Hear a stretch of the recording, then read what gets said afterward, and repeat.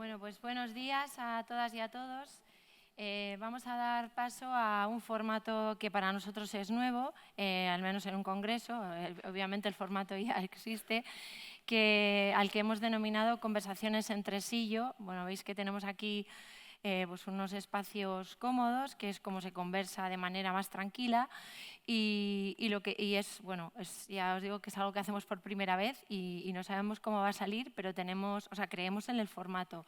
La idea es que el espacio que va a quedar vacío ahora, en cuanto nos sentemos en el centro, pues vaya siendo ocupado por vosotras, por vosotros. No sabemos quién va a subir y si alguien quiere subir. ¿Para qué? Para conversar sobre aquellas cuestiones que inevitablemente a lo largo de un congreso pues nos interesan, nos preocupan, nos inquietan, nos fascinan, nos entusiasma pues poder debatir o conversar con otros de forma tranquila, sin un guión, sin más prisa que la que puede haber en el tiempo que tenemos, que tampoco es muy apurado, y escucharnos. O sea, que no hay condicionante ningún otro que este, ¿no? Ángel Portolés y yo pues estaremos como anfitriones del salón en el que nos gustaría que os sentaseis, y Alex pues estará también con vosotros en el público, o sea, en este espacio, pues, para acompañar. Así que el turno es vuestro o nuestro, ¿no? Y damos comienzo a Conversaciones en Tresillo.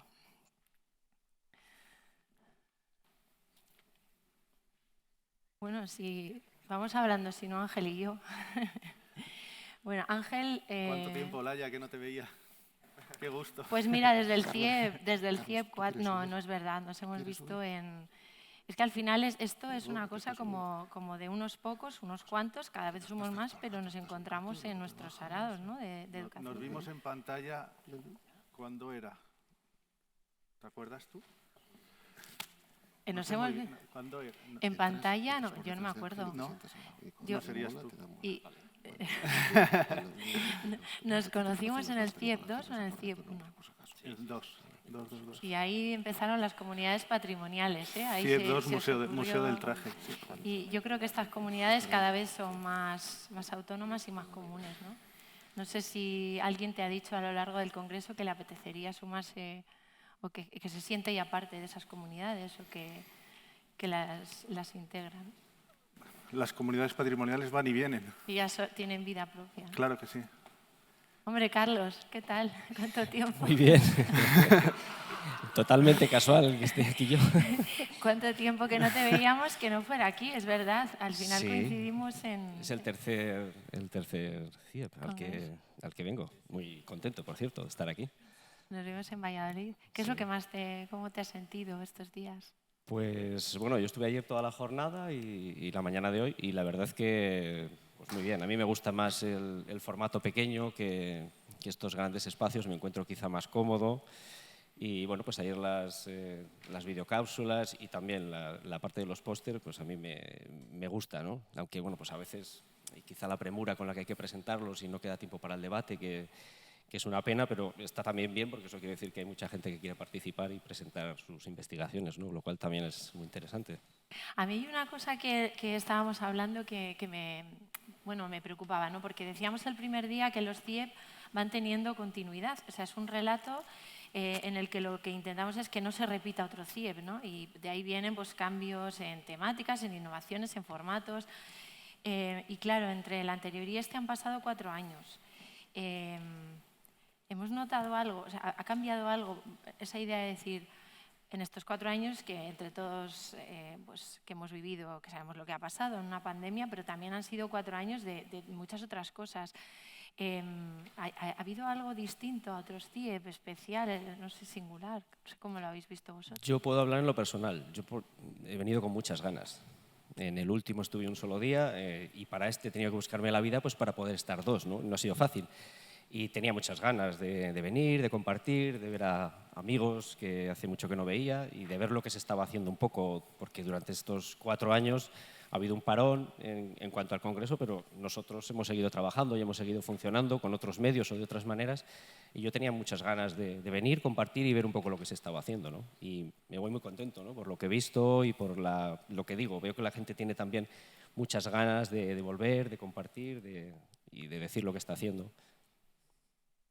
Yo creo que, bueno, de hecho, cuando hablamos de CIEP, es las ganas de estar juntos y juntas, ¿no? Es volver a reencontrarnos. Pues bueno, yo empecé en CIEP 2 y CIEP 2, 3, 4, ahora el 5, pues prácticamente a casi todas os conozco de una forma o de otra, ¿no? Y para mí era muy importante venir también y de hacer unos cuantos abrazos, ¿no? Abrazos, que es uno de los lemas de CIEP, ¿no? Es importante también conocernos personalmente y poder conocer otros proyectos que han surgido, a lo mejor en la pandemia o antes, que se ponen sobre la mesa, ¿no?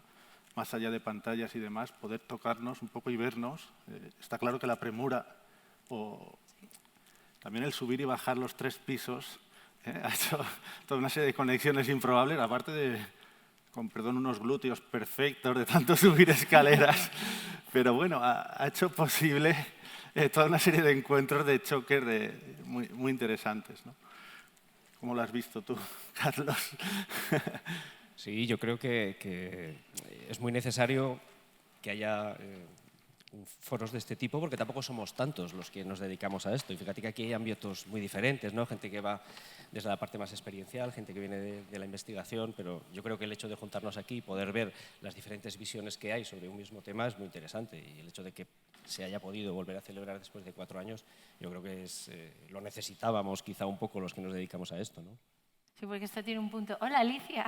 Buenos días a todos y a todas. Esto tiene un punto de terapia también, entre comillas, lo digo entre comillas, porque podemos compartir muchas en los cafés, aunque no haya habido el café como otras veces, pero sí ha habido el tiempo del café, compartir pues muchas de las...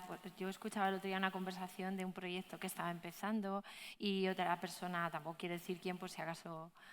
Creo que no está, pero bueno, desvelo algo, ¿no? Y de la conversación sí me pareció que iba a haber una colaboración que previamente no existía. Por ejemplo, ayer en la comida, pues Antonio Manuel y Moreno, pues, y Gaisca incluso, pues conectaron completamente y creo que han quedado para trabajar. Bueno, creo no, han quedado ya para trabajar en cosas comunes, ¿no? Yo creo que eso, no sé, te hace que vuelvas con las pilas cargadas, porque... Si no, está uno en su mundo, cada uno en nuestro ámbito, pero es verdad que estamos muy ensimismados y estamos como recreándonos en nosotros mismos. Y aquí está no sé, a mí sí me ha parecido que ha habido como mucha diversidad, dispersión, expansión más bien, de propuestas muy distintas entre sí, pero acogidas como con mucho respeto y complementarias al fin y al cabo, ¿no? A ver, al final el venir aquí es encontrarte amigos ya después de tanto tiempo, que vas coincidiendo y vas durando en el tiempo, y quizá no tanto el personal que sí que pertenece y está vinculado a las instituciones universitarias y tenéis vuestro puesto en el día a día en estas instituciones, pero la labor de la gente que sí que estamos, yo temporalmente vinculada a la universidad, porque sé que un día... yo no tengo otro trabajo, aunque esté vinculada a la universidad, soy asociada y entonces sé que no optaré siempre a las plazas de asociado, pero siempre me ha gustado el estar al día de qué se está haciendo en el resto de lugares y sentirte que no eres una isla ahí que no haces nada. Entonces, bueno, mi formación empezó como educadora de museos y siempre he estado vinculada, siempre he estado en museos y luego dejé los museos y me pasé a la universidad, que siempre decía que era como el lado oscuro, porque cuando estamos en los museos siempre nos vienen ahí a estudiar las universidades, a ver si lo haces bien y lo haces mal. Y siempre nos quejábamos de que no todo el mundo que venía a investigar al museo desde la universidad nos trataba bien, ¿vale? Era como estas educadoras que no tienen nuestro caché de investigación, ¿no? La pátina. Y que esa pátina que se va poniendo en la universidad. No, pero te sentías un poco como, a veces muchas experiencias tampoco se pueden conocer o tampoco se investigan ni se hace un trabajo formal porque la rutina del día a día te impide pensar, ¿no? O pararte a reflexionar muchas veces. Ese trabajo lo he visto que se hace mucho cuando te vinculas al ámbito académico. Entonces, buscar esa conexión y esa colaboración yo creo que es importante y aquí pasa. Mira, es que has sacado un tema y además aprovechando que viene Miriam Martín, que yo creo, fíjate que no la había percibido, pero ahora al escucharte como que me he dado cuenta. No sé si os ha pasado, los que trabajáis en este ámbito, que ha habido un tiempo como de una especie de oposición o de separación entre el ámbito museos y universidad, pero ya más allá, formal y no formal, ¿no? Y incluso hubo un tiempo que se hacía algún evento conjunto y ahora mismo es como que, no sé, pienso que va habiendo una vía más de investigación universitaria y más de investigación en el ámbito de los museos. Y no he tenido la sensación aquí de que buscábamos esa clasificación en ningún momento, porque tampoco estaba en la estructura, pero porque tampoco la utilizamos entre nosotros para presentarnos, porque también estamos como abandonando ya esa diferencia de formal y no formal. Es como, me lo comentaba un compañero de Santiago, ¿no? Ya no se usa o se tienden a usar porque cuando defines algo por la ausencia, es decir, esto es lo formal y esto es lo que no es algo. Y encima, lo informal ya es como algo intermedio, pero que como que es verdad que se está dejando de usar o se está usando cada vez menos esta terminología. Y también porque muchas de las propuestas incorporan distintos ámbitos. Entonces, no sé, esa oposición que tú has comentado como que está siendo superada por ver algún cambio, porque algo tiene que estar cambiando. No sé si lo percibís así, por lo menos entre los temas y los asistentes. Yo lo que percibo, por lo menos desde la universidad, como profe que he estado en ciencias sociales y que formas a los futuros maestros y maestras de primaria y al profesorado de secundaria, es que cuando eres estudiante en la universidad parece que solo se te ocurre el voy a acabar en un centro de educación primaria o en un instituto o sigo carrera universitaria. Pocas veces se plantea el voy a poder trabajar de educadora de museos, porque es verdad que no es fácil. Tampoco los museos públicos crean plazas específicas. Y creo que también desde la universidad y desde un proyecto que estamos intentando lanzar a nivel nacional, reivindicar ese papel del educador, educadora de museos, mediadora cultural, que ese también es otro problema de la definición, pero bueno, personas que trabajamos con el patrimonio y para la ciudadanía. Entonces, que tengas un trabajo como puede ser el de maestro, maestra y profesora de secundaria sin tener que pasar por una oposición que tampoco salen específicas, ¿no? Entonces, defender un poco por las malas condiciones laborales y que mucha gente acaba dejando la educación no formal, mini empresas y demás, porque acabas contratado por una empresa de servicios que te malpaga y entonces te buscas otro trabajo. Entonces, buscar el reivindicar esa profesión también como una salida profesional a los estudiantes, porque no todo el mundo se va a quedar en la universidad, ni todo el mundo quiere preparar una posición de secundaria, quizás.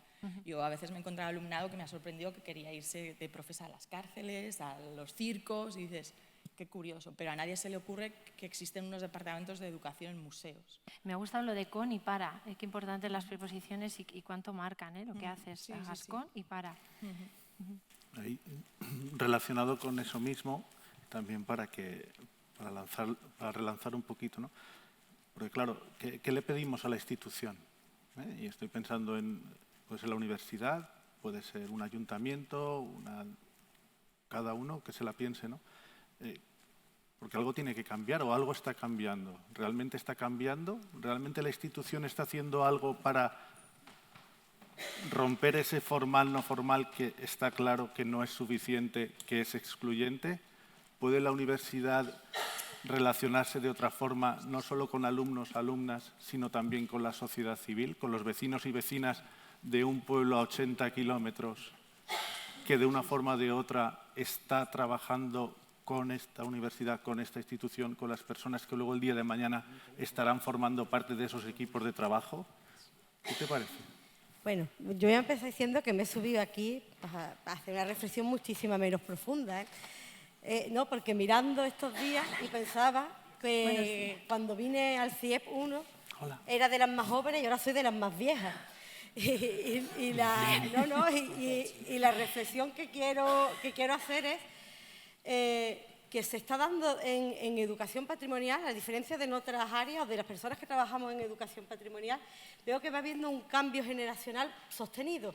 Es decir, los que estábamos nos quedamos Nos vemos y tenemos estos puntos de encuentro, pero cada vez hay una serie de caras nuevas y de más caras nuevas, de gente muy jóvenes, de gente que se están formando, que han hecho sus tesis en educación patrimonial en distintos ámbitos, ya sea en los centros, las propias universidades, los propios museos, centros de patrimonio. Y eso yo lo veo aquí, lo percibo aquí. Es decir, después también otra de las reflexiones por las que me subía es lo bien que este congreso, es decir, porque es una sensación cada vez que venimos aquí es que estamos entre amigos, estamos entre colegas, pero estamos entre amigos. Y eso lo favorecen los formatos. Es decir, yo quiero lanzar una lanza a favor de esto, ¿no? Y además, dentro de los diferentes formatos, porque vemos acciones, vemos reacciones, pero seguimos viendo investigación. Entonces, yo creo que aúna muy bien, es decir, qué es lo que se está investigando, qué es lo que se está haciendo, qué diseminación o transferencia está teniendo también muchas de las cosas que hacemos, y yo creo que eso es muy importante. Sí, es decir, tener ese punto en cuenta, que veamos de todos los puntos. Y por enlazar un poco también con lo que decía Alicia, de lo que es verdad que aquí siempre nos encontramos, no pasa en otros congresos que se organizan, que son a lo mejor mucho más académicos y más. Es decir, aquí siempre encontramos un buen puñado, perdón por la expresión coloquial, de maestros y de profesores de secundaria que de los pocos días que tienen, de los permisos que le dan al año, cogen esto porque consideran que es importante lo que están haciendo, consideran que con el patrimonio están ayudando a transformar las sociedades, los contextos. Entonces yo creo que eso es un valor importantísimo, es decir, que contemos no solo aquí con la academia, sino con la gente que están a pie de calle, a pie de obra, los de pico y pala, por decirlo de alguna manera. Yo creo que también es un refuerzo muy importante. Y después porque seguimos siendo los museos, los educadores también están presentes aquí, ¿no? Y yo creo, sí, Alex, Olaya, Pablo, que tenéis que estar muy orgullosos de eso, es decir, un congreso que se consolida, que después de una pandemia no es algo que se pierde, sino que había más ganas de retomar, y yo creo que habrá cosas que se puedan hacer mejor, no digo que no, pero la mayoría de las que se hace muy bien. Entonces yo me he subido para daros la enhorabuena, porque se me ha apetecido, así que ya está. Pues oye, esto bueno, Luca, que es, por cierto, hay cosas que a veces que, bueno, en todo congreso se tuerce que alguien se pone malo y a última hora no puede venir, y hemos tenido la suerte, porque es que claro, todo pasa por algo también, ¿no? O puedes pensar eso al menos, de tener todos estos días a Luca, ¿no? Que aparte que fue una suerte escuchar su primera conferencia, nos ha acompañado en todo momento, todos estos días, y hemos ya intercambiado, y la impresión es que no hay tantas diferencias entre Italia y España. Bueno, y tú además conoces muchos más países, ¿no? Pero ¿hay alguna? Porque no sé cómo has visto tú este universo nuestro. Sì, no, chiedo scusa, preferite che parli italiano o inglese? Perché non parlo spagnolo, forse italiano piano piano è meglio. Benissimo, anche per me. Grazie intanto ancora una volta per avermi voluto qua. Faccio la parte dello straniero oggi in qualche modo e del termine di confronto. Se ho ben compreso quello che è stato detto fino ad ora, sì, è vero, quello di cui parlavamo anche ieri sera, prima di andare a cena con Olaya, è questa comparazione un po' fra quello che succede nella didattica sul patrimonio culturale, materiale o immateriale che voglia che sia, in Italia o qua in Spagna. E quello che dicevo a loro è che secondo me in Italia manca un po' un organismo che faccia investigazione, come dite, no? Su come viene insegnato il patrimonio nelle scuole, e forse manca anche questo approccio da parte delle quelle che in Italia sono le facoltà di scienze dell'educazione. È un qualcosa che viene più lasciato al Ministero della Cultura, no? In qualche modo, perché in Italia, come anche in altri paesi, credo, molto spesso i servizi didattici ed educativi dei musei, dei parchi archeologici, delle gallerie d'arte vengono affidati a società esterne, che spesso fanno anche un buon lavoro didattico, però fanno un buon lavoro didattico anche perché ci devono guadagnare. in qualche modo. E ultimamente molti di questi dei lavoratori che lavorano per queste società esterne sono stati formati specificatamente con dei corsi di didattica museale e di didattica del patrimonio. Perciò è un'iniziativa che viene più dal mondo della cultura che non dal mondo della scuola, dove peraltro posso essere testimone, essendo il responsabile dell'area educazione di un comune italiano, Tarquinia, dal quale provengo. In verità le scuole hanno molta richiesta di questo tipo di servizi. Sono molto interessati a fare anche progetti interdisciplinari, come ho visto, e vi faccio tanti complimenti a tutte le videocapsule che ho visto, veramente dovreste esportarle per tutta Europa, semplicemente quei video che avete fatto sono bellissimi e immagino che il video è solo un riassunto del lavoro grandissimo che c'è dietro un progetto educativo e so quanta fatica, quanto impegno, quanto è difficile per chi insegna e per le famiglie anche, no? Sostenere in qualche modo questo tipo di attività. E dicevo che forse la differenza più profonda è la mancanza di un gruppo di lavoro che da una parte studi queste cose e dall'altra dia delle linee di indirizzo.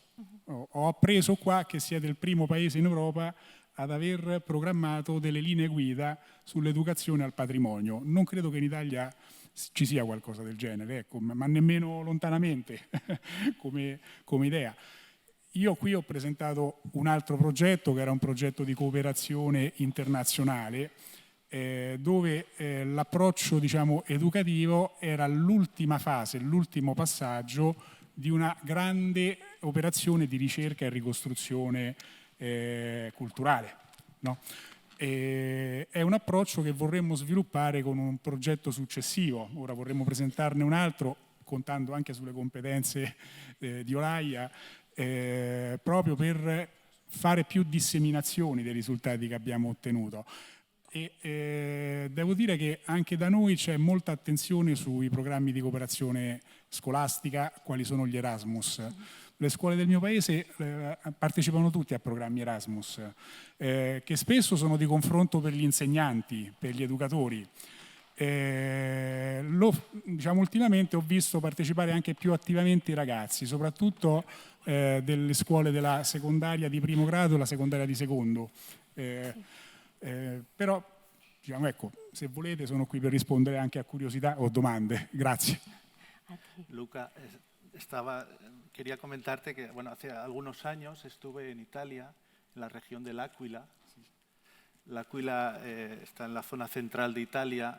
Hace unos cuantos años hubo un terremoto terrible que afectó a toda la zona, a todo el territorio. Estuve concretamente en un pequeño pueblo que se llamaba Fontecchio, devastado seriamente, los edificios patrimoniales del centro histórico. Hicimos una visita a L'Aquila con todo el centro histórico con andamios, con toda esa recuperación. Y me llama mucho la atención que estaban buscando fórmulas para reconectar a la ciudadanía con su patrimonio. Lo que había pasado en esta zona, en L'Aquila, era que, pues, como en cualquier ciudad que conocemos, en el centro histórico es donde pasan muchas cosas, donde están los bares, donde están las terrazas. Por culpa del terremoto ya no se podía ocupar, ya no se podía habitar el centro histórico. Y hay toda una generación de personas, de gente joven, que ha tenido que buscar nuevos espacios para socializar, nuevos espacios patrimoniales, nuevas formas de habitar la ciudad alejadas del centro histórico que nosotros como mediterráneos estamos tan acostumbrados y que está en nuestro propio ADN. Era muy curioso porque la alternativa que se había encontrado era la periferia, el centro comercial como espacio de encuentro. Ya es un problema, ya es una circunstancia, ya es una circunstancia que tenemos, el centro comercial como nuevo espacio cultural de encuentro, la nueva ágora es el centro comercial. Pero bueno, ahí había un interesante pensamiento sobre nuevas formas de habitar o cómo retornar o cómo hacer para que el centro histórico de L'Aquila, que ya estaba otra vez, ya estaban abriendo los bares. ¿Qué modelo de ciudad queremos? ¿Qué nuevas formas de habitar, ¿no? Sì, grazie per questo suggerimento, perché ho una cara amica che insegna all'Aquila alle scuole superiori, che ha fatto l'università con me e che si è vista cadere la casa addosso alle 3 di notte. Quindi l'esperienza la vivo anche direttamente. E quello che dici è verissimo, però secondo me è vero non solamente laddove c'è un fenomeno naturale terribile come un terremoto. Quello di far riuscire a rivivere i centri storici anche ai più giovani è importante anche in condizioni normali, perché comunque il centro commerciale o anche la rete ti porta su mondi diversi, ti porta su un mondo commerciale, ti porta sul mondo reale, diciamo, come dire, virtuale, e non ti fa vivere il tuo spazio fisico che hai praticamente sotto casa. Questo può essere un elemento molto importante, perché poi questo a che cosa porta? Io lo vedo anche nel mio paese, a volte porta ad episodi di vandalismo, cioè per esatto contrario c'è il disprezzo del patrimonio invece che l'apprezzamento. E io lo vedo, viviamo in una città piccola, 17.000 abitanti, però che non offre magari tante occasioni di socializzazione, e vedo gruppi di ragazzi che spesso girano senza meta e senza un'idea di dove sono e da cosa sono circondati. Perciò questa è una cosa, veramente l'educazione sul patrimonio, sulla quale tutti dobbiamo cercare di forzare un po' le istituzioni a investire sempre di più, perché si investe sulla rete ed è giusto, perché ci mette in connessione tutti quanti.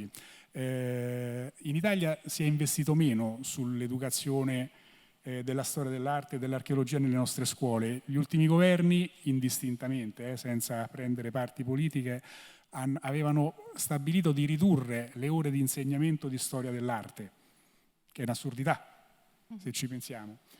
Noi, Tarquinia, siamo patrimonio dell'umanità per la cultura etrusca, no? Per gli antichi etruschi, sito UNESCO, e le scuole della primaria, le quarte e quinte elementari, non fanno più la storia prima dei Romani a scuola, e anche questo è grave.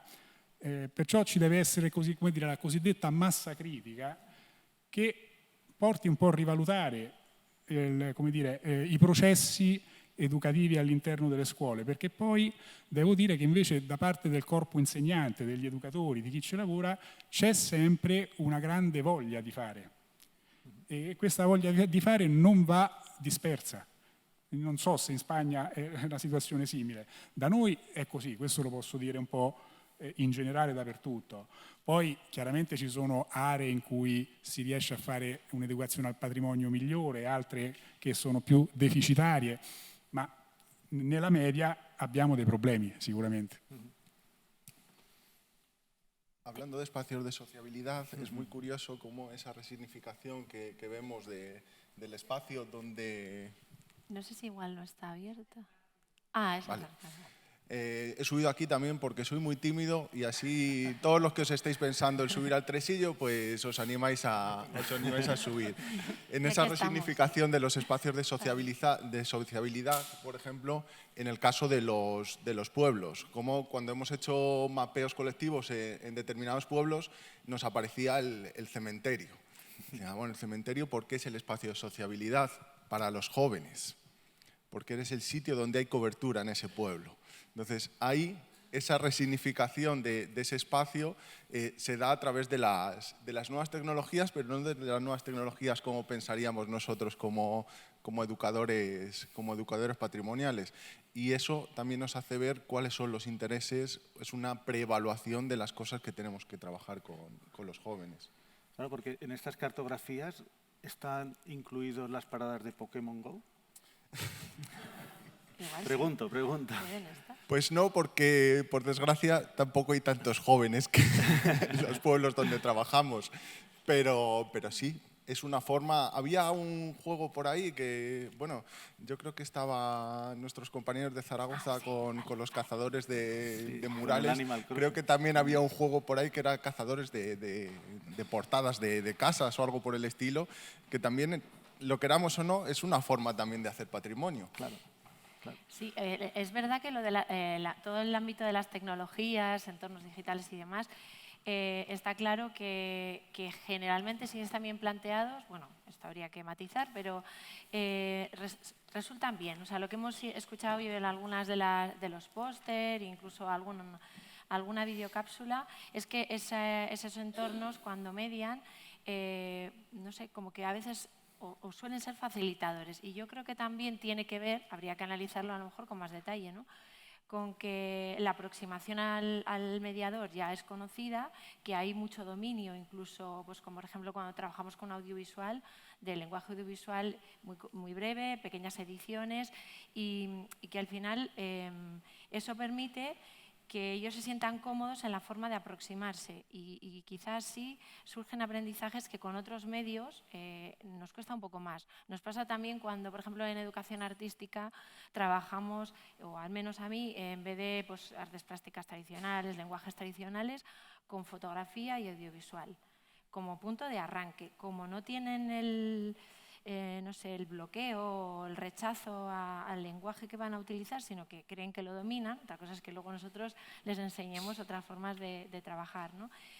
Pues hay, no sé, un acercamiento por proximidad, pero del medio, ¿no? Estás trabajando con patrimonio, pero no sé, como que el medio tecnológico te está ayudando, ¿no? No sé si puede ser una explicación, porque a mí me llamó la atención la cantidad de casos que ha habido aquí, de propuestas en entornos digitales, con mediación tecnológica y demás. No sé cómo lo ves tú. Nosotros tenemos un ejemplo que fue el primer día que descubrimos que el iPad nos colocaba los muertos en el sitio que los habíamos excavado. Y de repente, en mitad de la excavación, empezó a sonar un ¡oh, oh, oh! Y ya cuando se lo enseñamos a las personas mayores ya fue alucinante el decir, oye, lo estáis viendo como lo hemos visto nosotros en la propia excavación.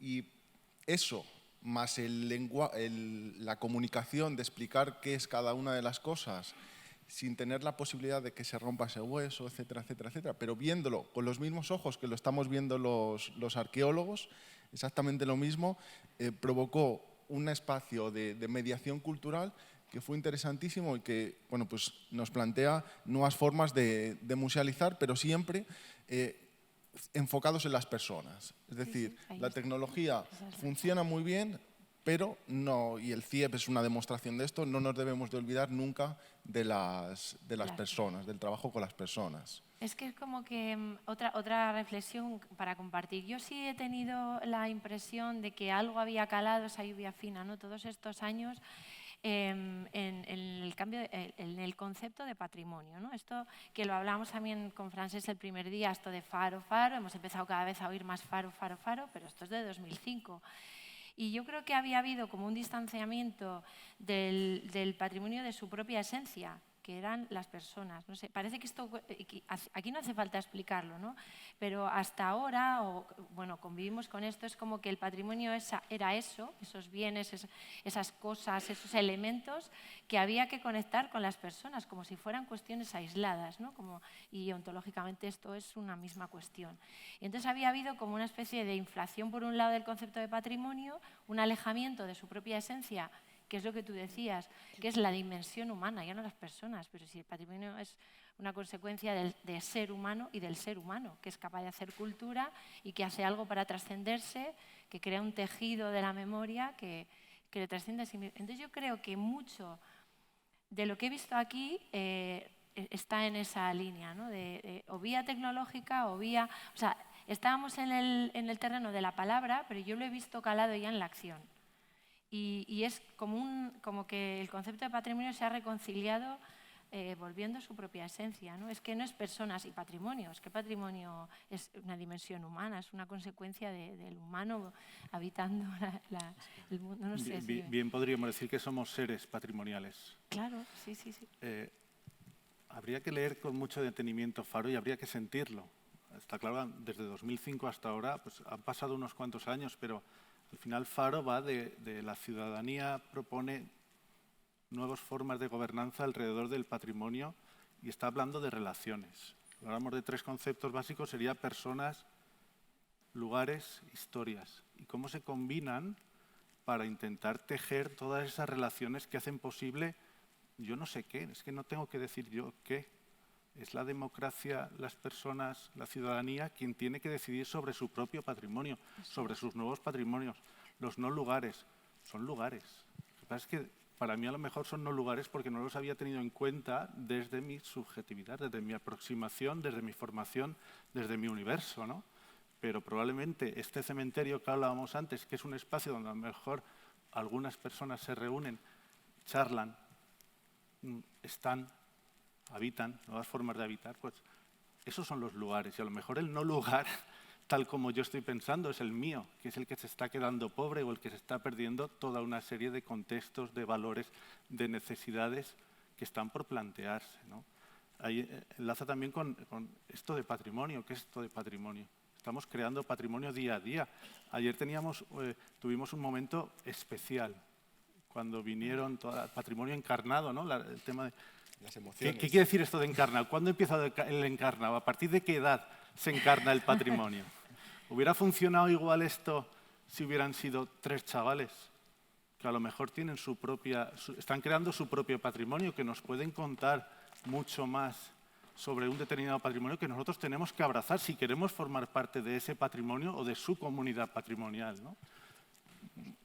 Hay una transversalidad, unos enfoques muy relacionados, muy diversos. Esa diversidad que te permite, por ejemplo, Faro, que muchas veces se ha dicho que Faro es demasiado general, Faro no aterriza, Faro no te marca, claro, es que es una convención marco, te sugiere, te abre, te da la posibilidad, ¿realmente aceptas el reto? O sea, ¿quieres realmente, te crees esto?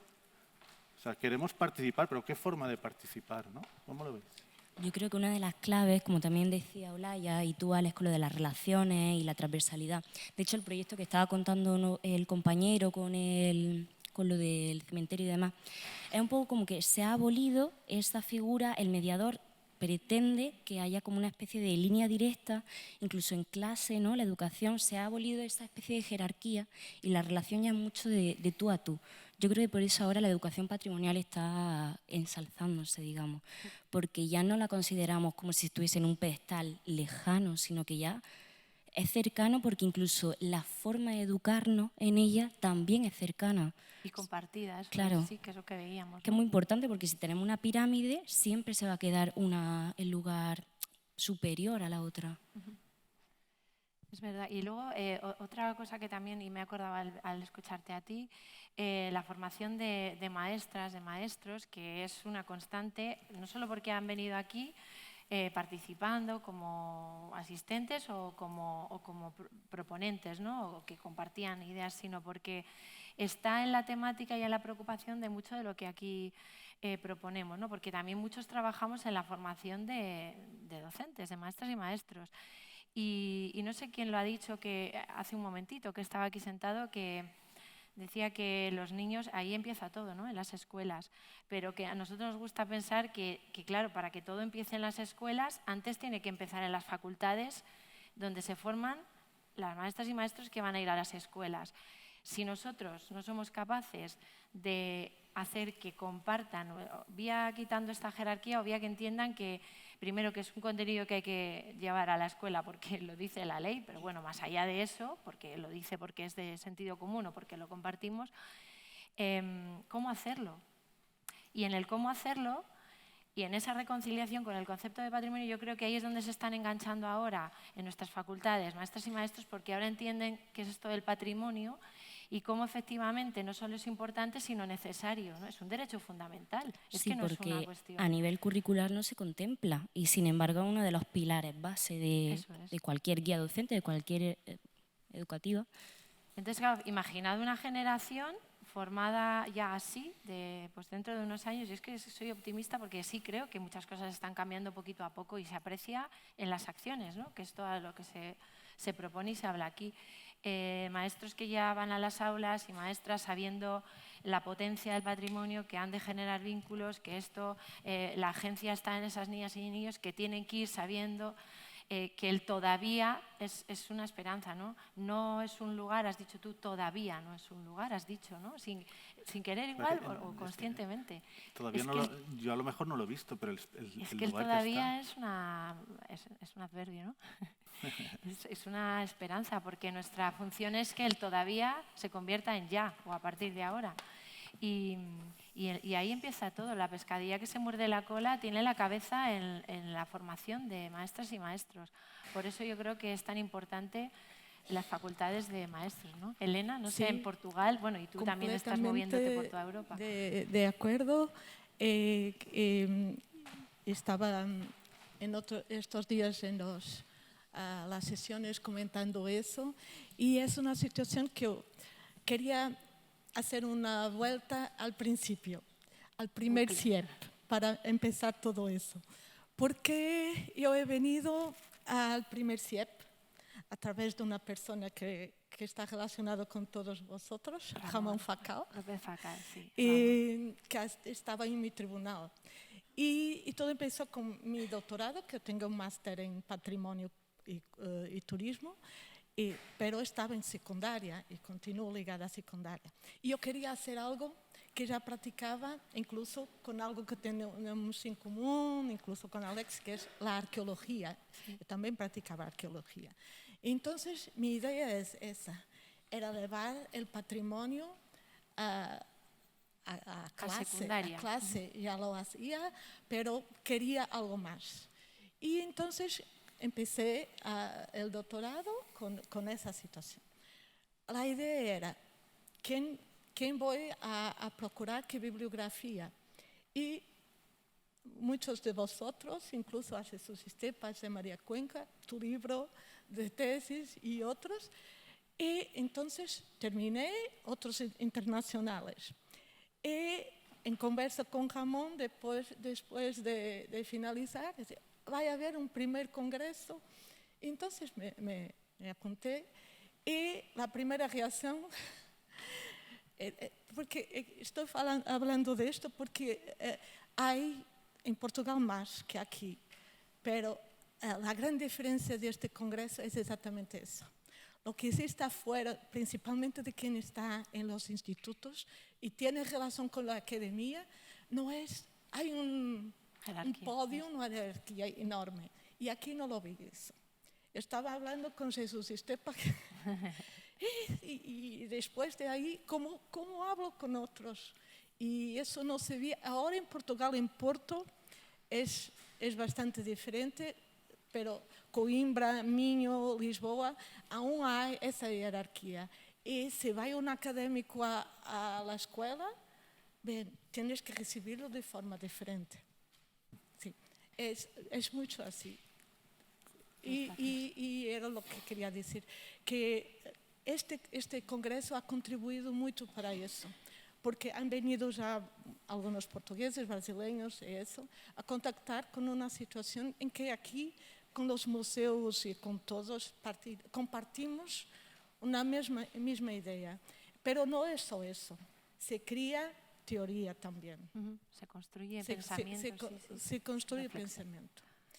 Y es eso. No sé si respondí a es la idea. Sí. Pero tenía que hablar eso porque tengo viendo a todos y cada vez se nota más eso, el patrimonio integral, la idea de la construcción. Y al día de ayer ha sido el culminar de una situación que me ha gustado mucho.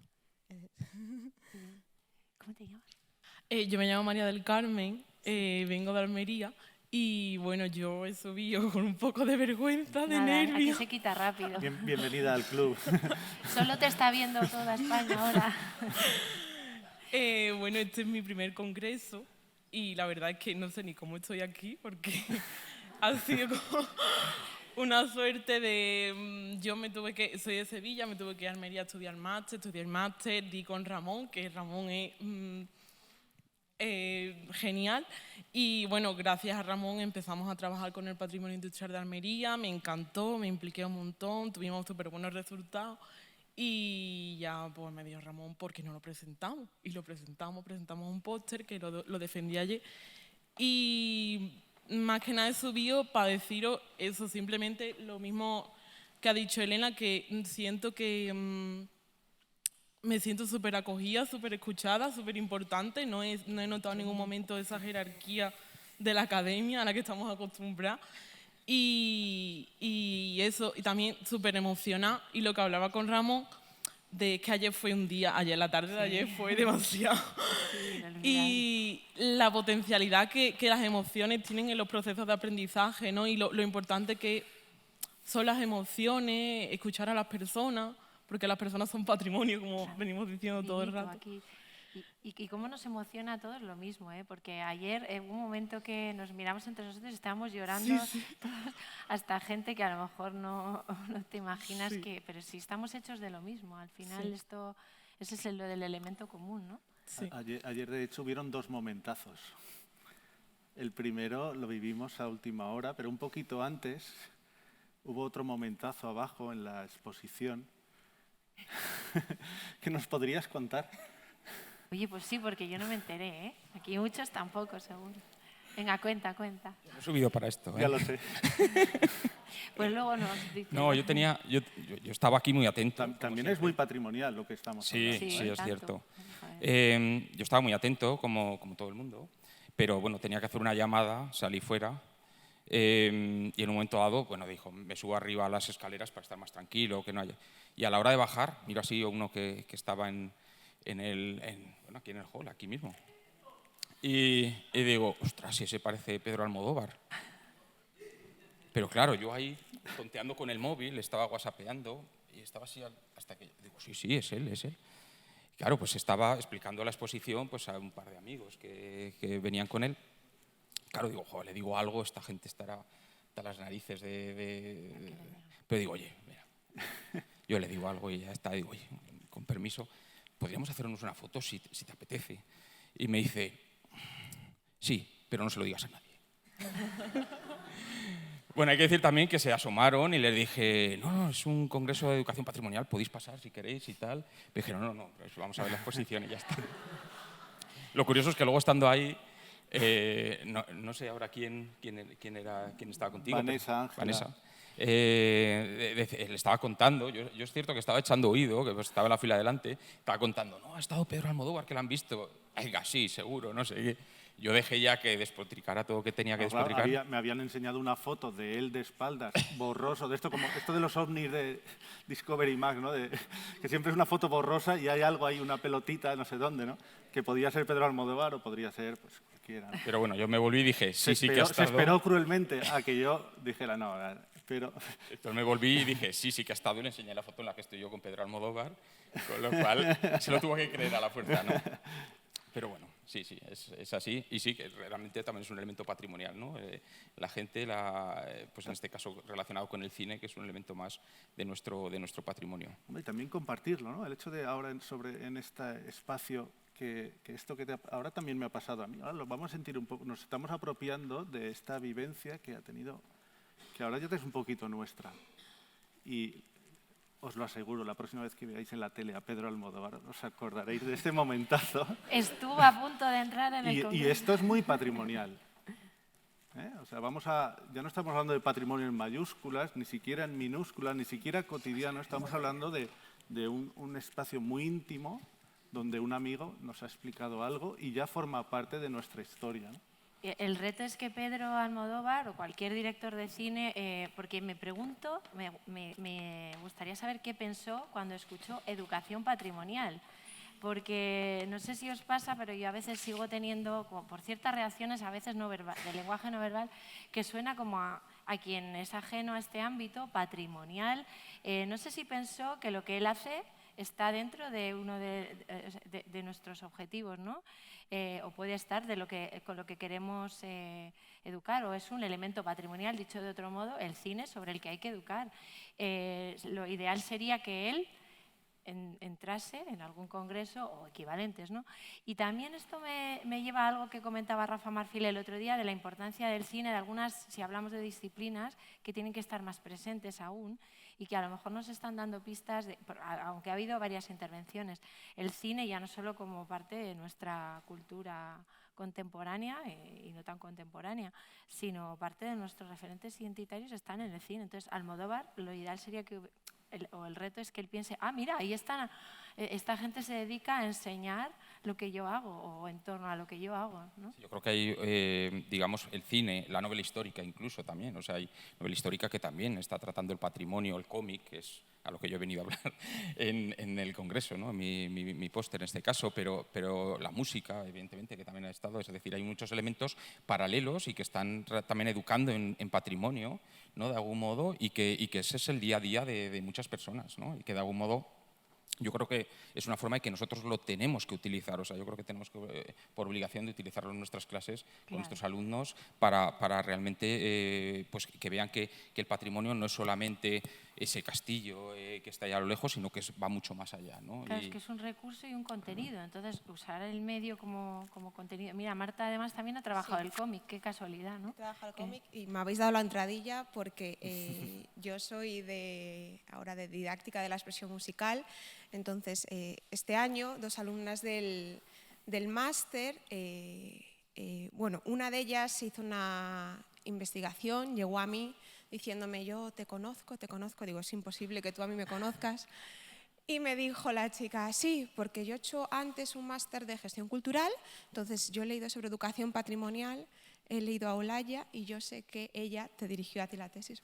Yo alucinando. Genealogía ahí, sí, qué bueno. Genealogía totalmente. Y otra de ellas hizo una propuesta, entonces yo le metí la semillita de la educación patrimonial, a ver qué salía de ahí. Ayer vino al Congreso por la tarde y presentó bueno, una idea de museo virtual, vinculando bienes patrimoniales y musicograma. Entonces ella estaba muy preocupada por si esta idea se entendía. Y le digo, tú tranquila que ellos te van a entender porque ellos saben de lo que hablas. Entonces cuando salió yo le escribí, le dije, ¿qué tal ha ido, María? Y me dijo, muy bien, que estaba muy contenta porque le habían hecho muchas preguntas, le habían vinculado el musicograma con la teoría del color y bueno, estaba muy contenta. También me transmitió que se había sentido muy, como muy a gusto, muy en comunidad, bueno, en este sentido muy contenta. Y algo que comentaba Olaya decía, ¿qué notáis diferente de los anteriores CIEPs? Bueno, yo he notado la presencia de la música. Yo ayer tuve clase por la tarde y no pude venir, pero todo el mundo me dijo, fue una tarde muy emocionante. Digo, ¿por qué fue una tarde muy emocionante? Y bueno, mirando el programa me dijeron que había estado Patrimonios Encarnaos, que habían estado bailando, cantando, que José Manuel había estado hablando del flamenco, que Luca el día anterior había estado hablando de patrimonio o de arqueomusicología. Entonces, bueno, pues hay muchas otras disciplinas que también contribuyen a nuestro patrimonio y que igual están menos vinculadas, incluso dentro de la misma disciplina, ¿no? En mi departamento me dicen, ¿qué es esto? Pero bueno, a partir de ahora van a tener que escuchar en TFMs que hablen de educación patrimonial también vinculada a la música. Y bueno, esto es lo que quería comentar. Se expande. Mira, Sandra también se estrena en un congreso, ¿eh? Sí, es mi primer congreso y bueno, yo quería un poco dar las gracias porque el concepto de educación patrimonial es tan amplio que realmente yo, antes de llegar aquí, no aterrizaba. Sí, los vínculos, porque yo he leído mucho a Olaya y todo, pero realmente no aterrizas. Entonces yo quería destacar que me he sentido muy acogida también en el Congreso porque de alguna manera o de otra el patrimonio te toca. Entonces yo, por ejemplo, soy bailarina de flamenco. A mí la tarde de ayer me encantó. Y cuando cuando vimos la videocápsula de flamenco y todo, pues quieras o no, me sentí acogida con mis gustos y todo, y bueno, con vosotros, que a mí me encantó que os tenéis mucho cariño entre todos, entonces parece una pequeña familia. A mí Esa es la idea, ¿no? Sí. Y que cada vez se vaya haciendo más grande. Hay mucha permanencia y constancia, eso es una buena señal. Bueno, como todo en la vida hay tránsitos, pero es verdad que asusta un poco porque han pasado ya 10 años del primer CIEP, si no me equivoco, 2012 fue, o 12, una década, ahora podíamos haber hecho... Estamos haciendo. Que me acabo de dar cuenta, qué susto de repente. Pero, o sea, asusta, pero al mismo tiempo sigue ilusionando, ¿no? Y que permanezcamos en un ámbito además como, por ejemplo, el nuestro, que es el académico, que tiene exigencias a veces perversas, que hacen que te desvíes, ¿no? Y que no nos hayamos, creo yo, desviado mucho o intentado sobrevivir en ese ámbito, pero sin dejar lo que nos creemos. Ayer también lo pensaba por la tarde, porque había un grupito que no había entrado fuera, yo creo que igual bueno, no sé, no sabiendo qué iba a pasar, ¿no? Y digo, es que lo que ha pasado aquí, ¿qué ha pasado? Y yo creo que es verdad, esto de la verdad... ves mucha verdad. Yo creo que me entendéis a qué me refiero, es muy abstracto, ¿no? Pero también hay mucha impostura, en todos, ¿no? En los temas que... Y aquí no lo he visto. En general, en educación patrimonial, es verdad que ha habido una eclosión y, como ayer veíamos, hay como pues muchas personas que hacen pequeñas catillas y se meten esto y salen. Pero también hay mucho, y cada vez más, que es que esto, como te lo crees, por decirlo de forma cotidiana, investigas en ello. Y esto lo he visto en muchos de los póster, videocápsulas, también los invitados, ¿no? Porque ayer también fue un momento muy mágico. Las 3 videocápsulas enlazadas y contando verdades. Me gusta mucho además que Sandra haya vuelto a sacar el flamenco. Porque, bueno, yo no tengo ni idea. Pero algo se siente. Y ayer, por ejemplo, yo conocí, es que no sabía todo lo que puedo. O sea, lo sabes desde fuera, ¿no? Pero cuando ya con una persona que lo conoce, lo siente, lo ves, lo transmite, pues comienzas a relacionarte y lo incluyes en tu propio día a día, ¿no? Estaba recordando también ahora un momento en Córdoba, está la asociación Pax Patios de la Exarquía, que están trabajando con un proyecto muy interesante es un proyecto Faro, a partir del patio tradicional como espacio comunitario, como vivienda comunitaria, como comedor de una casa donde vivían diferentes familias, cómo se está construyendo todos esos patrimonios y cómo se está haciendo una reflexión sobre el espacio público, la reconquista del espacio público en un sitio como Córdoba, que tiene todos estos problemas que ponen de gentrificación, turistificación, etcétera, etcétera, ¿no? Me ha venido Córdoba porque en uno de estos patios se hizo una pequeña pieza sobre una pequeña interpretación del flamenco, etcétera, ¿no? Y toda la fuerza, toda la gente que estaba, cómo lo sentía, cómo lo vivía, cómo era suyo, ¿no? O sea, toda esa energía contenida, toda esa fuerza, toda esa rabia, me pareció un elemento fundamental, ¿no? Y lazo un poco con lo que comentaba. Sí, yo, por ejemplo, yo bailo en un grupo, entonces siempre nuestra profe nos dice que tenemos que sentir para que el otro, cuando te esté viendo, sienta. Realmente creo que ayer, cuando nos enseñaron la videocápsula, él te lo contaba con un sentimiento que te lo hacía creer. Entonces creo que es la clave de todo. Si realmente Olaya enseña educación patrimonial a los futuros maestros, con el sentimiento y creyéndoselo de verdad, creo que podemos llegar a crear algo muy grande. Es la verdad, ¿no? que se comentaba, ¿no? Es la verdad porque de una forma u otra lo has vivido, lo has sentido, es claro. Propio, ¿no? Y encima generosidad, ¿no? De querer compartirlo y de sumar. Y fijaros qué magia la educación, porque yo a veces veo a mis alumnas, a veces están desilusionadas.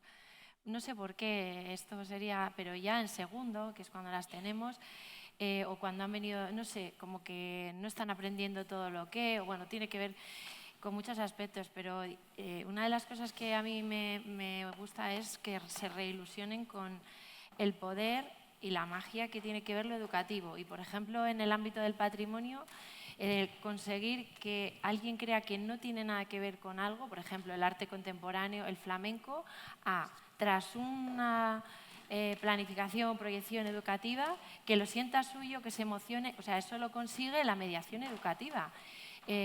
Mediación lo digo en general, no como disciplina, ¿no?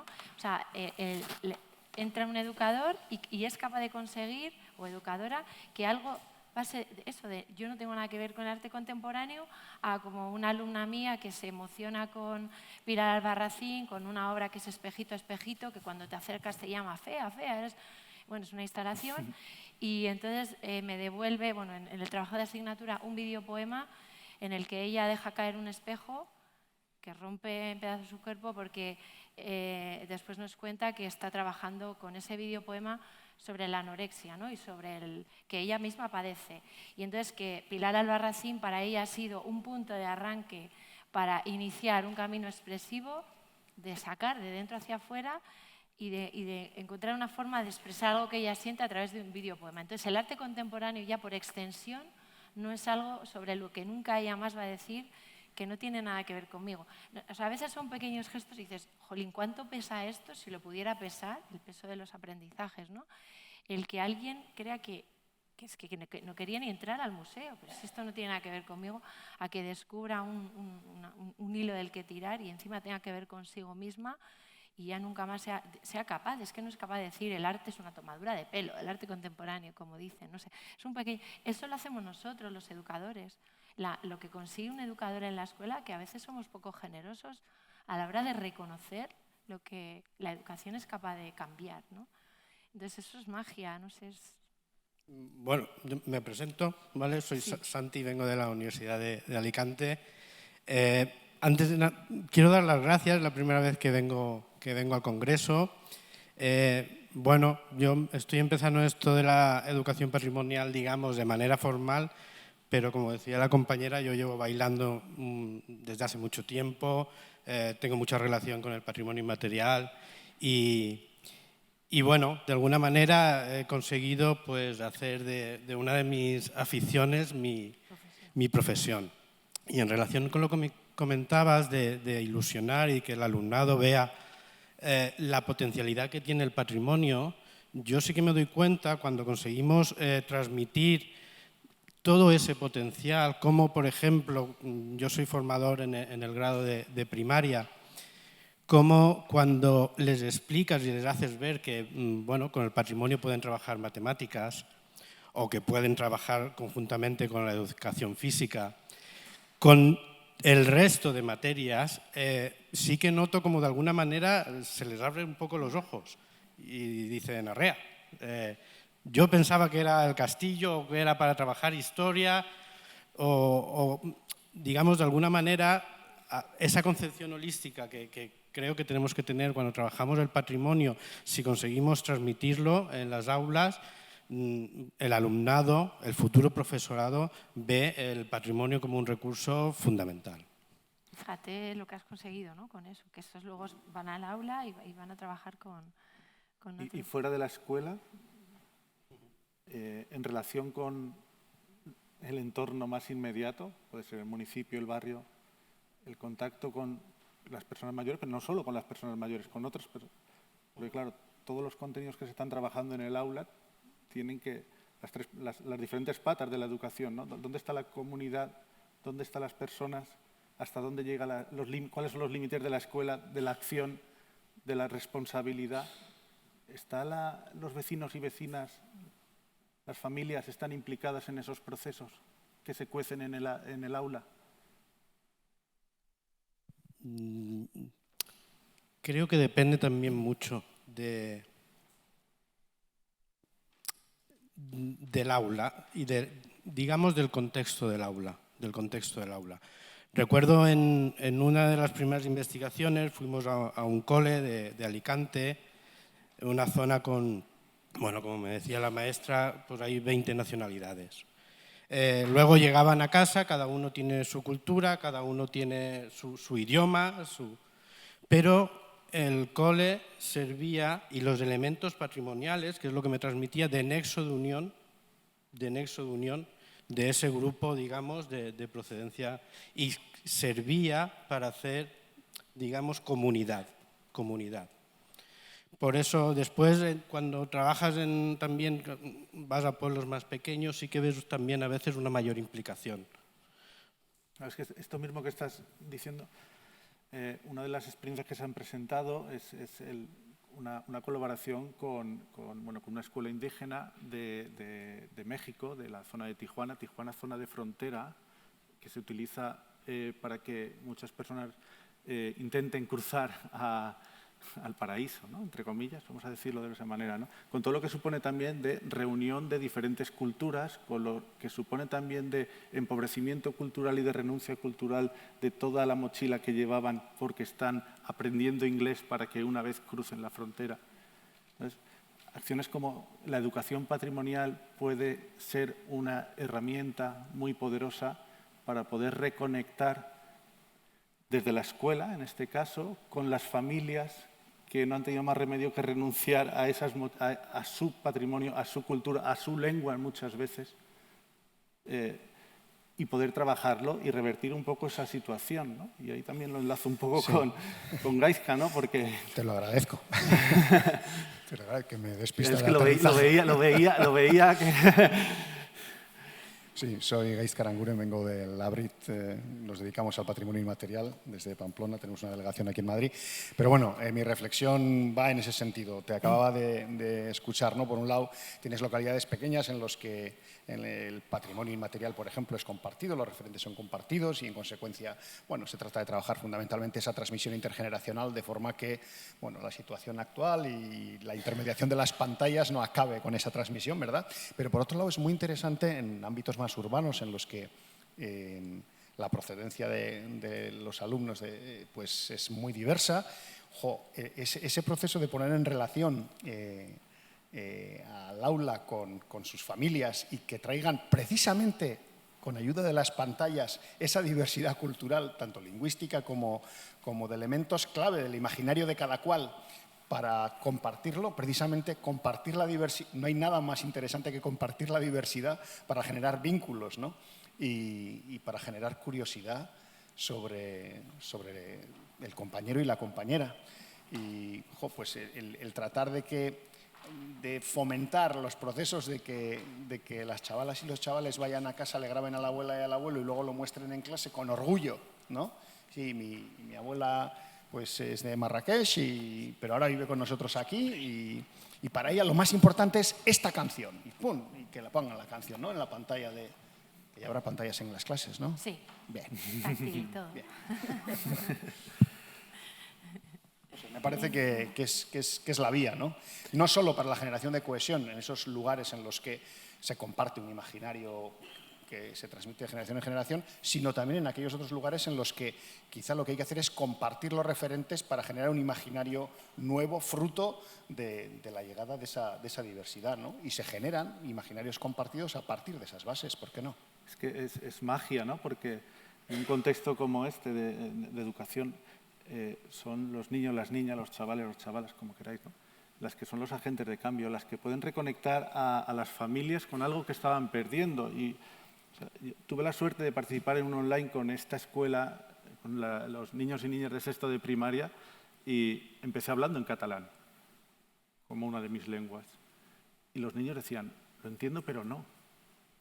Y era una forma de decirles que sus lenguas indígenas, que habían olvidado forzosamente o estaban no visibilizando sus padres, sus abuelas, sus madres, etc., también es uno de los patrimonios más importantes. Horrek ere balioa duela, alegia, ezta? Bai. Creo que sí. Luego hacemos en el bar, ¿no? Esto va a ser lo del bar, ¿no? A ver qué me ha dicho, porque vete a saber. Cap problema, estem d'acord.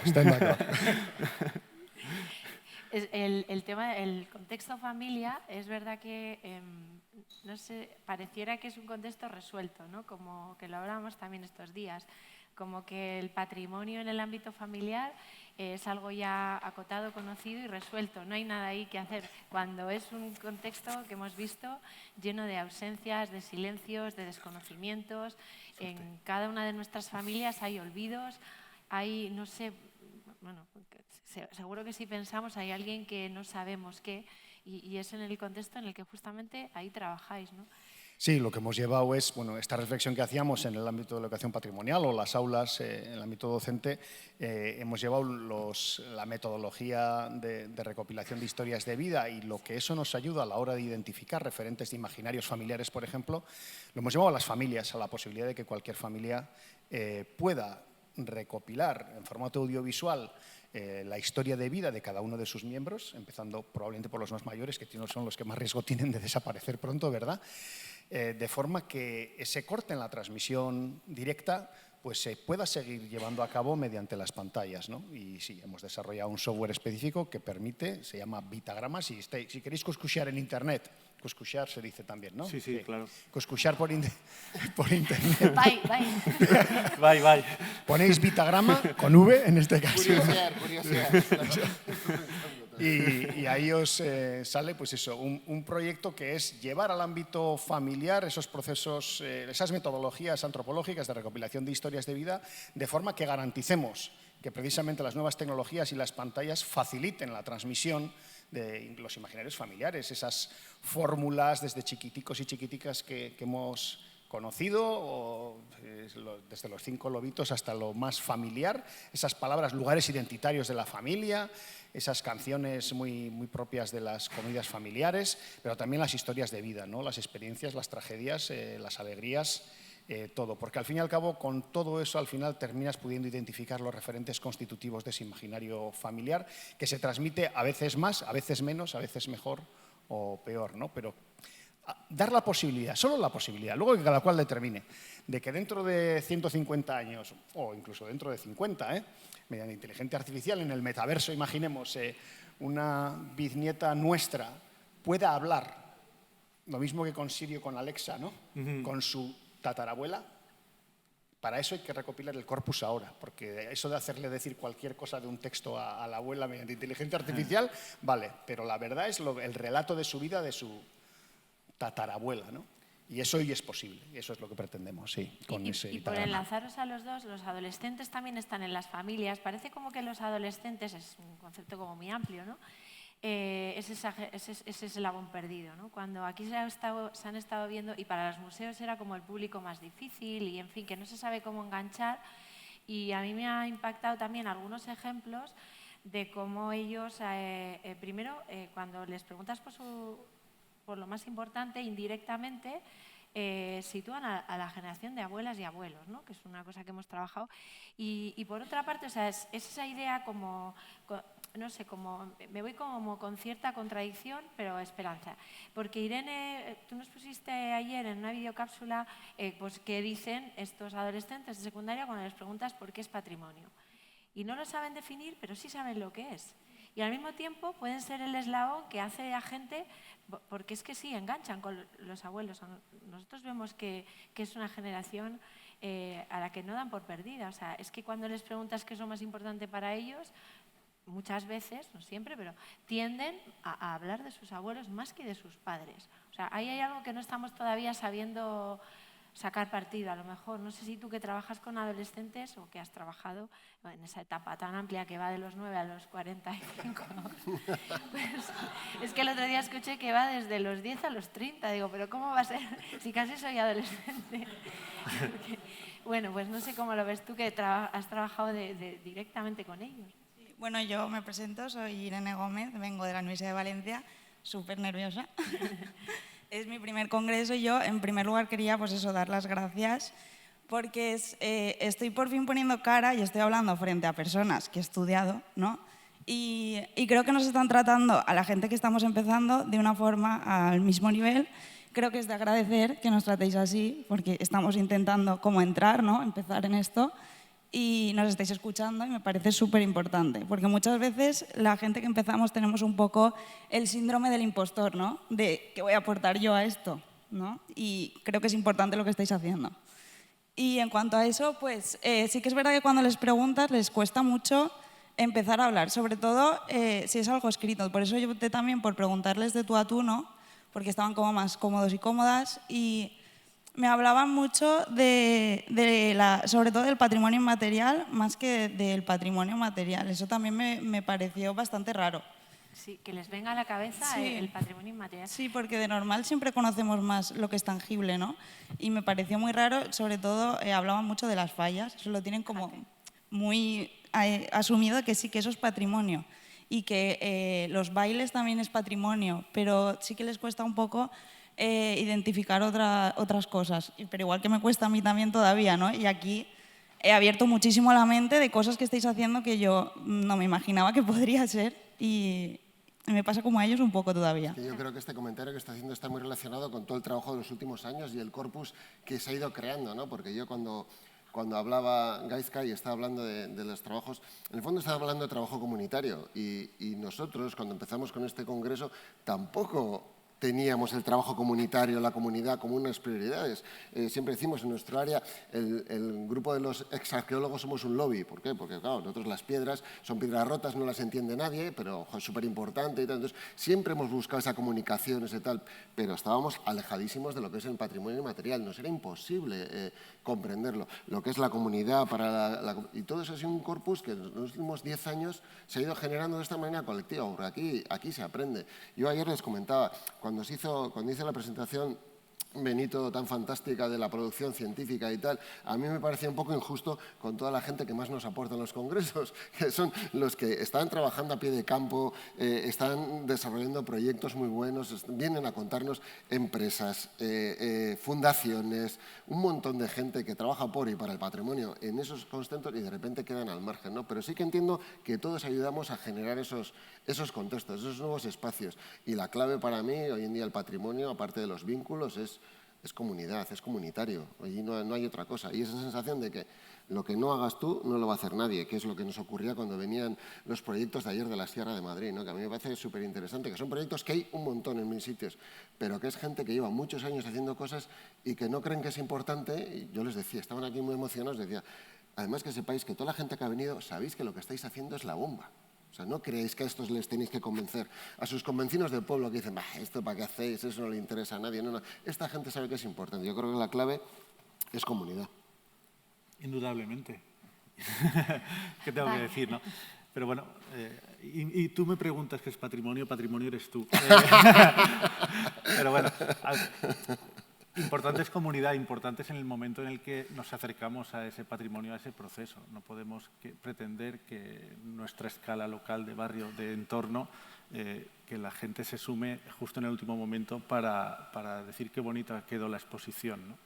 Realmente, cuanto antes, desde el primer momento, esa participación sea real y esa participación permita reflexionar sobre qué queremos realmente hacer, pues mucho mejor. Dicho esto, ¿quién soy yo para decir lo que se tiene que hacer? Y ahora me pongo el sombrero de institución, universidad en este caso. ¿Quién es la universidad para decir qué se tiene que hacer? Nada, la universidad lo que tiene es que, una universidad pública en este caso, tiene que abrirse a las posibilidades que se generan y se desarrollan en el territorio. Sea cual sea ese territorio, sean cuales sean esas personas, y estar al servicio de todo lo que pueda y acercar la institución, los recursos para que pasen cosas. ¿Qué cosas? No las tengo que decir yo, no las tenéis que decir vosotras. La dificultad radica en cómo hacer esa mediación, cómo hacer esa no intervención o qué tipo, si es directa. Las etiquetas son muchas, ¿no? Pero bueno, partimos del respeto, partimos de la coherencia, partimos de un proceso largo recorrido, tiempo ajustado, no a nuestros intereses, porque al final es un servicio público, una institución pública que se debe a la ciudadanía, que se debe a las personas y que está o debería de estar muy contenta de participar en esos proyectos, en esos procesos que se generan en el territorio. Y ahí está la comunidad, y ahí está la continuidad, y de ahí las relaciones, los vínculos, las emociones, lo que pueda pasar, ¿qué pasará? Vuelven los abrazos, ¿no? Vuelven los abrazos. Bueno, es la hora del café, me parece, pero yo quería agradecer a CIEP y a la organización. Sobre todo, me toca participar, yo les suelo llamar saraos, ¿no? En jornadas, congresos, seminarios, no sé qué. Y en los últimos años, sobre todo como la gente que participa viene del mundo de la academia, hay una tendencia superlativa a que la gente que participa simplemente se dedique a exponer su comunicación, engordar su currículum y volverse a casa, ¿no? Y además eso todavía se hace más insoportable cuando el online asume el protagonismo total. Y me parece que el formato de CIEP afortunadamente rompe con una tendencia que creo que no es sostenible, de verdad, por lo menos en el concepto que yo tengo de congreso y de compartir espacios y de poder discutir, porque la gente va a echar los hijos, no le escucha a nadie y aquí es otra cosa. Bueno, esto es una buena prueba de ello, ¿no? Pero todo el congreso es buena prueba de ello. O sea que agradeceros la posibilidad de dejarnos participar a estructuras que no son del mundo académico también, desde luego, pero sobre todo las formas de hacer. Porque lo más interesante además es que posibilitéis que haya buen tiempo para el café, que la gente se vea en los pasillos, que discuta, que se vaya de cañas o que haya tiempo para rozarse, ¿no? De ahí lo de los abrazos, me imagino, no sé. Hombre, teníamos ganas ya de vernos, ¿no? Hombre, yo eso sí quiero decir, lo hemos comentado varias veces, no fue problema de pandemia, no fue problema económico, fue una decisión estructural no hacer nada digital. En el primer momento pensamos que este tipo de congreso era otro tipo de congreso, ni mejor ni peor. O sea, es mejor para mí porque me gusta este tipo, pero no porque sea mejor que otros. Cada uno tiene sus intereses, sus necesidades, pues nosotros lo vimos así. Pero partiendo de esa idea, Yo además mi experiencia con los congresos virtuales es altamente insatisfactoria. Ni aunque te paguen, ¿eh? Tú estar delante de una pantalla, contar un rollo, terminar y dicen, ha ido muy bien, se ha conectado 85 personas. Adiós. Y otra cosa, y el tener absolutamente garantizado todo el aspecto técnico con todos esos profesionales, la de tiempo que se pierden todavía en los congresos, pues porque el PowerPoint no me funciona, porque no hay un wifi adecuado. El tener eso garantizado y que eso vaya de por sí es, vamos, algo que no es tan habitual tampoco, ¿eh? Eso la comunidad del ayuntamiento, todo no es nuestro. Bueno, pues gracias a la comunidad y al ayuntamiento en ese sentido. Bueno, y como estamos con... Esto es una transición, si os fijáis, a este espacio, a las conclusiones, ¿no? Donde os esperamos, por cierto, dentro de un ratito. Y también va apareciendo ya un cierre, un espacio de agradecimiento. Y como seguramente pues, algunas de vosotros os iréis, no sé cuántos estaréis en las conclusiones, pero sí es un buen momento, yo creo, para aprovechar y agradecer, en primer lugar, a todas las personas que habéis venido, compartido estos días dentro de las posibilidades que cada uno tiene, de conciliaciones y demás, y la participación. También a la Comunidad de Madrid y al Ayuntamiento de Madrid, porque esto, claro, es un proceso previo de mucho trabajo. Y bueno, pues ahí están todos, David, Macarena, etcétera, ¿no? También a Álvaro, por la parte de Secretaría Técnica, habéis visto a Álvaro que está sin parar todo el tiempo. El comité organizador y científico, y aunque no quiere subir aquí, pese a que se lo estamos venga a decir, Pablo de Castro ha llevado un peso extraordinario de coordinación todos estos meses que solo unos cuantos sabemos, pero que ha sido ingente. O sea, ha sido un trabajazo.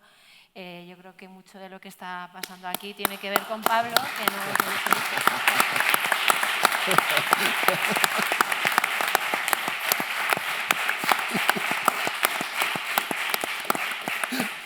Y bueno, esperemos contar con Pablo y con todos vosotros también para las siguientes ediciones. No es una despedida, es un tránsito, pero bueno. No, por supuesto que yo tengo tarea que mandar, que por eso no quiere subir Pablo.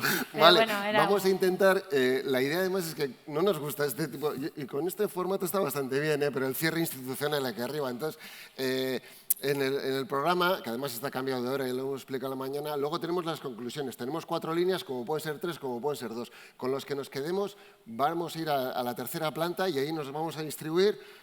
Cada uno, ya sabéis, esto es muy familiar, así, se ha destacado lo familiar, os pediremos coger la silla y salir a donde os toque. Entonces, si somos 2, haremos en la sala 2 y en la sala 4, si son 3 grupos, haremos en la 2 en el jardín de instalaciones y en la sala 4, y luego estaremos ahí pues, sobre los temas que se irán decidiendo, sobre todo mejoras, cambios, críticas, porque el congreso lo hacéis vosotros, y haremos luego un cierre ya con las sillas todos en círculo en la sala 4 los que nos quedemos, ¿vale? Ahora aprovechamos todavía esta media hora un poco pasada para tomar el café y nada, muchas gracias a todos por haber participado y por haber hecho posible esta sesión.